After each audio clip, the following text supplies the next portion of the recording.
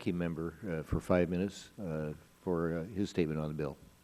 Thank you, Mr. Chairman. Mr. Chairman, our parks, which became much beloved during the shutdown, were actually finally recognized for the benefits they provide to many of the citizens of the United States, and what an economic engine they are for rural areas in the western United States. But here's a few issues. Until they became much beloved during the shutdown, particularly by my majority colleagues, they had been disrespected for years. They have had their budgets cut sequentially. We're basically spending at levels of 3 years ago, despite the fact that the parks have tens of hundreds of millions, billions of dollars of backlogged essential capital projects, which are unfunded into the projected distant future because of underfunding of our parks. If the Department of Interior had the authority to pay back these donations, and they were given under a donation statute, that would mean a further hit to the parks, which are already drastically underfunded. So one solution that can come from Washington is to better fund our parks in the future, and I hope we can have a meaningful discussion about that, especially since we're coming up on the 100th anniversary.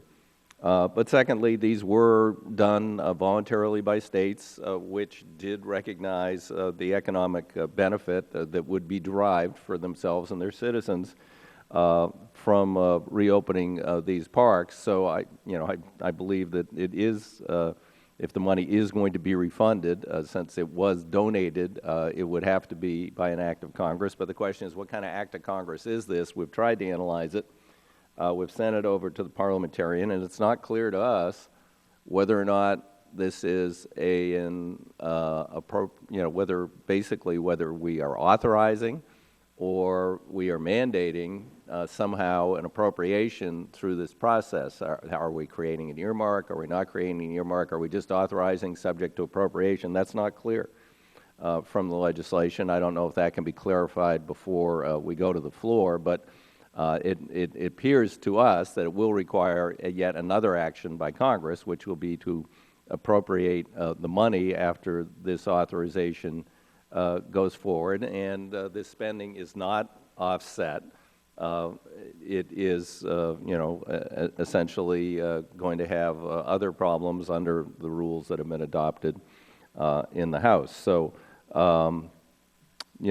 we have many unanswered questions about this legislation.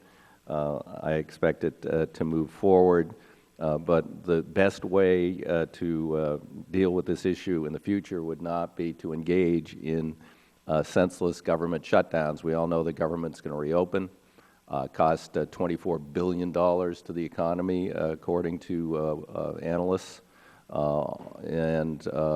We had federal workers who were forced to stay home, forced to not engage in their work, not even read their emails under penalty, which is customary during these stupid shutdowns, and yet were guaranteed that they would be paid for having been forced not to work when they would rather have worked. So not only did the government lose productivity, did we cause backups. I just had a problem with a company in my district that imports primers for shotgun shells from France, and the BATF folks, or whatever we call them now, got backed up.